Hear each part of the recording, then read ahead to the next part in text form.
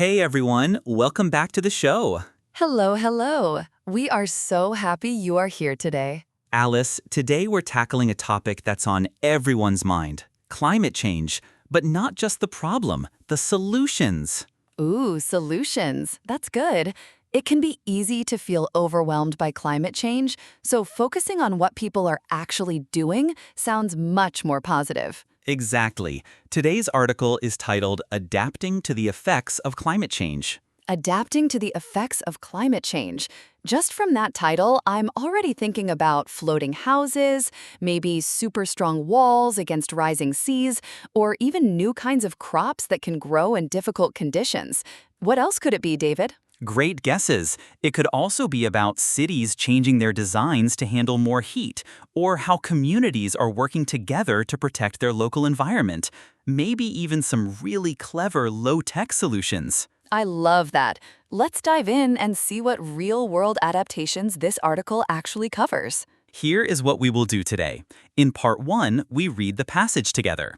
In Part 2, we learn the 8 skills. In Part 3, we do a quick review, and in Part 4, we practice together with real questions. 4 parts, 8 skills, and a lot of inspiring solutions. This is going to be a good episode. Let's start. Okay, welcome to Part 1. This is the reading passage. The title is Adapting to the Effects of Climate Change. Don't worry about the title yet. We will explain everything as we go. I will read each paragraph slowly.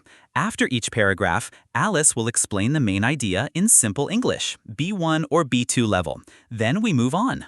Think of it like watching a movie with subtitles, but for your ears. Ready? Let's read. All around the world, nations are already preparing for and adapting to climate change. Even if we stopped all CO2 emissions tomorrow, we would continue to see the impact of the CO2 already released, with scientists forecasting that global warming would continue for around 40 years. Some countries will suffer more extreme impacts from these changes than others. It's in these places that innovation is thriving. Okay, let me explain that in simple English. Around the world, countries are already changing how they live because of climate change. Even if we stopped all pollution today, scientists predict that global warming would still continue for about 40 years. Some places will be hit harder than others, and those places are where new ideas are growing fast. That is the main idea of paragraph A. One important word, forecasting. Forecasting means predicting or saying what will happen in the future. So, scientists forecasting means scientists are predicting. Forecasting. Predicting the future. Say it with me. Forecasting. You know, it's a bit like when you throw a stone in a pond, the ripples keep going even after you let go of the stone. Even if we stop, the effects continue. It's a powerful image. It truly is. Anyway, let's keep going with the passage. In Miami Beach, Florida, USA, seawater is seeping up through the ground, so the only way to save the city is to lift it up. Roads have been raised by as much as 61 centimeters. This was part of Miami Beach's stormwater management program. The city has also set up new pumps that can remove up to 75,000 liters of water per minute. Yanira Pineda, a senior sustainability coordinator, says more work will be needed in the future to adjust to the changing environment. Great. Paragraph B gives us a real example, Miami Beach. The city has a problem because seawater is coming up from underground, so they are raising the roads by over a meter. They also installed big pumps to remove water quickly. An expert there, Yanira Pineda, says they will need even more work in the future. Stormwater management program. This means a plan or system to control water from heavy rain or storms to prevent flooding. So it's basically a city's plan to deal with super heavy rain and rising water. Got it. So quick recap before we move on. Paragraph A was about adapting to climate change generally, and paragraph B gave us the example of Miami Beach raising roads and adding pumps. In Java, Indonesia, seawalls often collapse, making coastal erosion worse. Many tried to restore mangroves, which are trees and shrubs that help defend coastlines by trapping dirt and reducing wave energy. However, Susanna Toll of Wetlands International says that most mangrove planting projects fail. So her organization built semi-permeable dams from bamboo to help mangroves grow back naturally. Toll believes that for long-term success, we need approaches that use natural processes and involve local communities. Okay, the word however tells us the paragraph is changing direction to another challenge. In Indonesia, seawalls don't work well and the coast is disappearing faster. People tried to plant mangroves, which are special trees that protect the coast by catching dirt and making waves weaker. But most of these projects failed. So, Susanna Toll's group built special bamboo walls called semi-permeable dams that let some water through to help the mangroves grow back by themselves. She thinks we need more natural ways that also involve local people. Coastal erosion means the slow wearing away of land along the coast by water or wind. Semi-permeable means allowing some things to pass through but not others, like a coffee filter. Quick question for you. No pressure. Just have a think. In Indonesia, did the first idea to protect the coast work well? The answer is no, it did not. The seawalls collapsed and most mangrove planting projects failed. If you got that right, nice one. In the Mekong Delta, Vietnam, some houses were built to float as floodwaters rose. These amphibious houses were developed by the Buoyant Foundation Project. Founder Elizabeth English says this technology is becoming necessary in more places. It is also much cheaper than permanently raising houses. This paragraph gives us another cool example from Vietnam. When the floods came, some houses actually floated up with the water. These are called amphibious houses, meaning they can live on land and water. The person who started this project, Elizabeth English, says this is becoming very important in many places now, and it's much cheaper than building houses higher up. Amphibious is an interesting word. It means able to live both on land and in water, or able to operate on both land and water, like a frog is amphibious, or an amphibious vehicle. Okay, that is the full passage, 4 paragraphs. Let's quickly remember the structure in case your mind wandered anywhere along the way. Paragraph A, the general situation, adapting to climate change. Paragraph B, Miami Beach, raising roads and pumps. Paragraph C, Indonesia, mangroves and bamboo dams. Paragraph D, Vietnam, floating houses. Okay, that was our reading passage. How did you feel? Did you catch most of it? If you didn't catch everything, that is completely normal, especially if you were half listening while doing something else. The goal was never to understand every single word. The goal was just to get the general shape of each paragraph and the key examples. General idea, Miami, Indonesia, Vietnam. If you remember those main points, you have already done something very useful. And now we are going to learn the 8 skills that help you read any passage like this faster and more confidently. Let's go to part 2. Welcome to part 2. This is the main part of today's episode, the 8 reading skills. 8 skills you can use in your next IELTS exam or even in everyday English reading. Are you ready? Let's begin with skill 1. Okay, skill number 1, David? Skill number 1. Skim the whole passage first before you read carefully. Skim? You mean read it fast? Yes, very fast. Don't stop for difficult words. Just get the general idea of each paragraph. So, for our climate change passage, what's the general idea? Paragraph A introduces the problem and the general idea of adaptation. Paragraph B talks about Miami. Paragraph C talks about Indonesia. Paragraph D talks about Vietnam. Oh, so it's basically general, Miami, Indonesia, Vietnam. That's the same shape we just reviewed a moment ago. Exactly. And once you know that shape, finding answers becomes much faster. Why does that help so much? Because if a question asks about floating houses, you already know. That's probably in paragraph D, about Vietnam. You don't need to search the whole text. That makes a lot of sense. I always used to read the whole thing first. No more. Here's a tip. When you skim, only read the first sentence of each paragraph.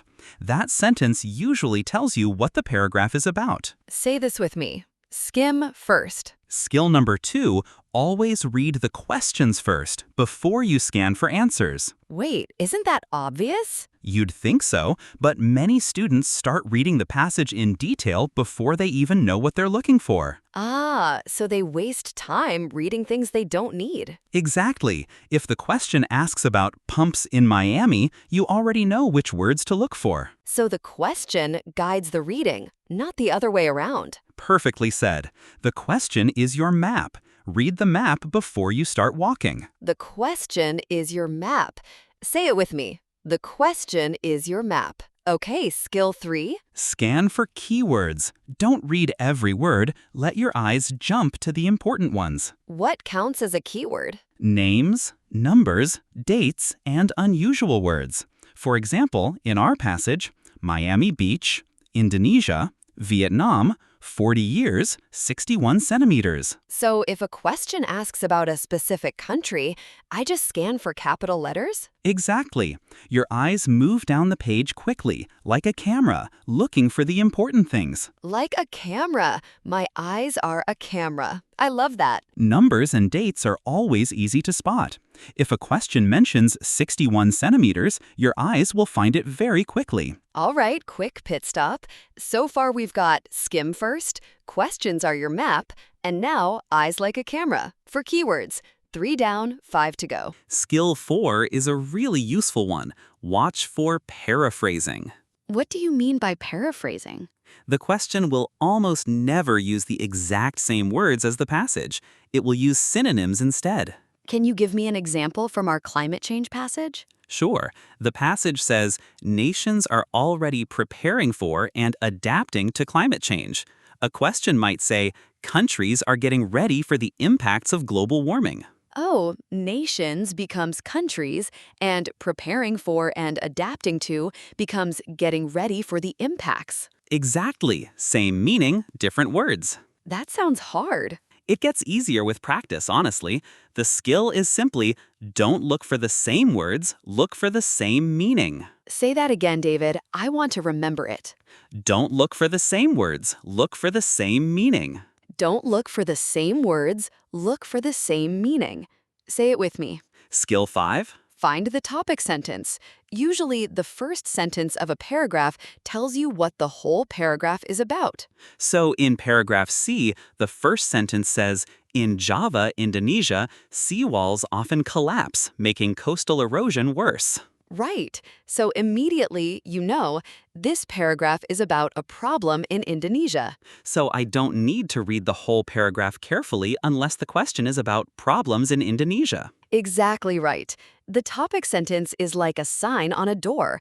It tells you what is inside before you opened a door. Let's practice. Listen to this first sentence. What is the paragraph about? In Miami Beach, Florida, USA, seawater is seeping up through the ground, so the only way to save the city is to lift it up. The paragraph is about Miami Beach and how they are trying to save the city. That is paragraph B. Did you get it right? Skill 6 is the one that trips learners up the most, but it's really just a small logic puzzle. True, false, not given questions. Oh no, I always get confused with not given. Everyone does it first. Here is the key difference. True means the passage says the same thing as the statement. False means the passage says the opposite. Not given means the passage simply does not mention it. So, not given does not mean false.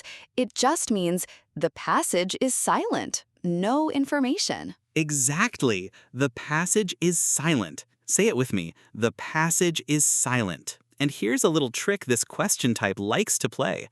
Sometimes the statement says all or always, but the passage only talks about some. That's usually a false. The statement went too far. Ooh, so watch out for words like all, every, always, never. Good tip. Okay, let me test you. Here is a statement.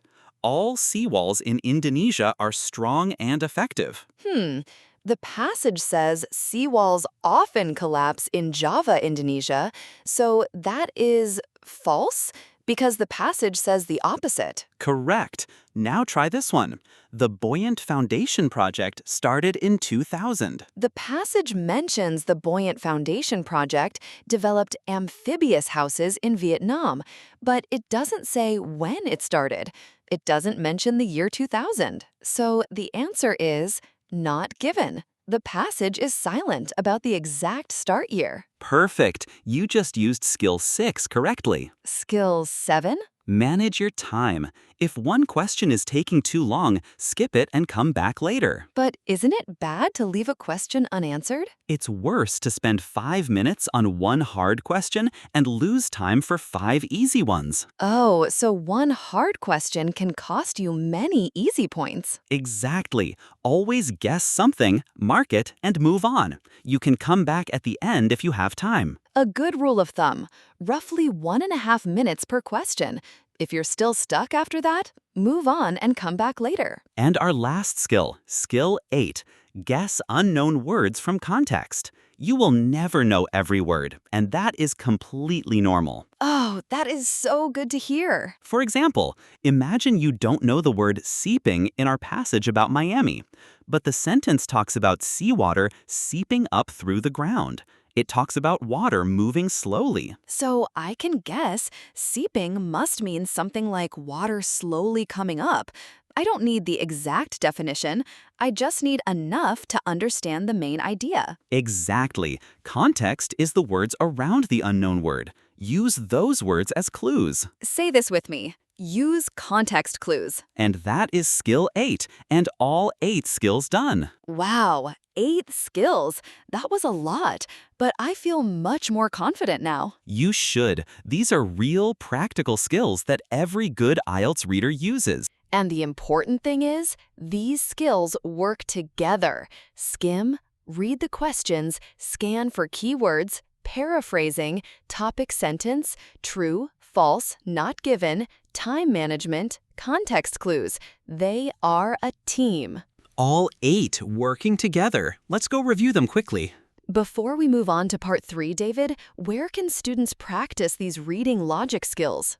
Definitely check out IELTSlogic.com. It offers full reading passage breakdowns, listening practice, and speaking logic chain training. That's awesome!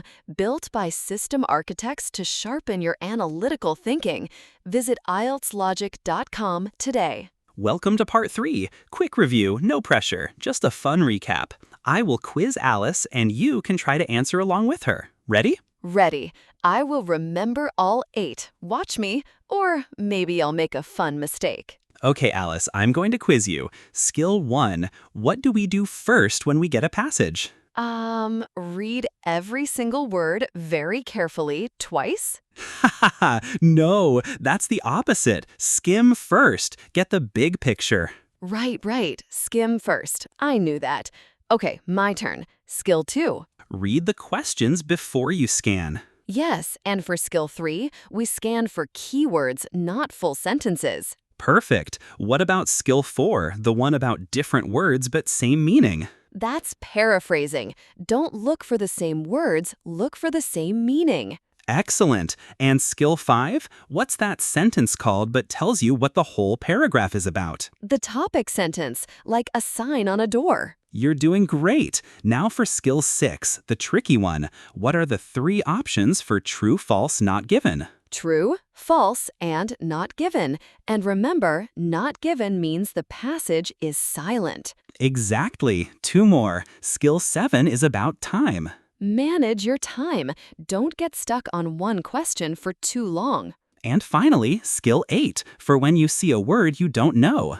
Guess unknown words from context. Use the words around it as clues. 8 skills. I think I got them all this time. Well, almost. You nearly said read every word at the start. That one doesn't count. I was warming up. Now, if you feel like it, try saying all 8 out loud yourself. No pressure. Even remembering 4 or 5 is great. However you did, that is genuine progress. 8 skills reviewed, quickly and clearly. Remember, you don't need to memorize the names. You need to do them. Skills are actions, not words. Alice, a quick reminder for our listeners before we head into part 4. Yes, for complete reading sentence analysis, synonym replacements, and solution pathways, head over to IELTSlogic.com. It's designed by IELTS experts to help you build clear logic. Check out IELTSlogic.com and boost your score. Now, the most important part, putting the skills into action. Let's go to part 4. Welcome to part 4, practice time. We are going to use our passage about adapting to climate change. Remember, the one about general adaptation, Miami, Indonesia, and Vietnam, and I will ask you some real exam-style questions. Try to answer before we give you the answer, if you can. Say it out loud if you like. No pressure, though. Just listening carefully works too. After each question, we pause. Then we go back to the passage, look at the exact line, and explain the answer. Statement 1. Scientists believe global warming will continue for around 40 years, even if carbon emissions cease immediately. Is this true, false, or not given? Let's look back at paragraph A. The passage said, even if we stopped all CO2 emissions tomorrow, we would continue to see the impact of the CO2 already released, with scientists forecasting that global warming would continue for around 40 years. This matches our statement perfectly, so the answer is true. Statement 2.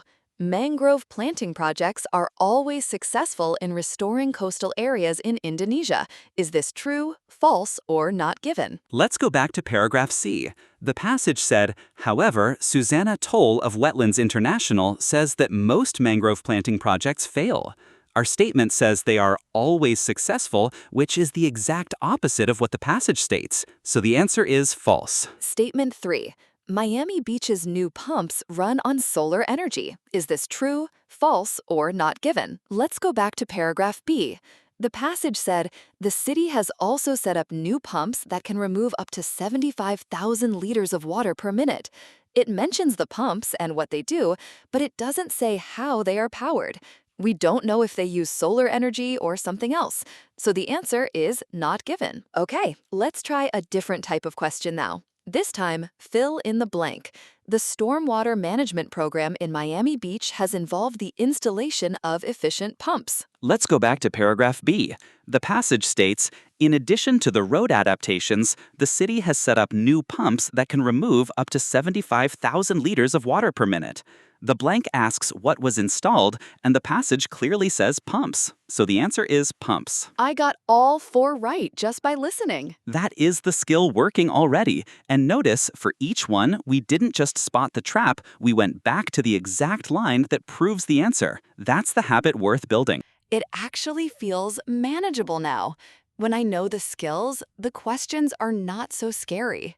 That is exactly the goal. You don't need to understand every word. You need the right strategy and the habit of checking back against the text. And now you have 8 strategies. You are ready. So that is it for today. 8 reading skills and a fascinating passage about adapting to climate change. Let's say all 8 one more time, fast. Skim. Questions first. Keywords. Paraphrasing. Topic sentence. True, false, not given. Time management. Context clues. 8 skills. Beautiful. Before we go, say this with me. I have the right strategy. I have the right strategy. I have the right strategy. Say it one more time if you like, because it's true. Oh, before we go, one last fun fact about today's topic. Do you remember the cool pavement in Los Angeles we mentioned? I do, the light gray coating. Well, this special light gray pavement can actually reflect so much sunlight that it helps to cool nearby buildings, reducing the need for air conditioning. So it's not just cooling the streets, it's saving energy too. Wow, that's a clever double win. Take that little fact with you. Until next time. Bye, everyone. Bye-bye.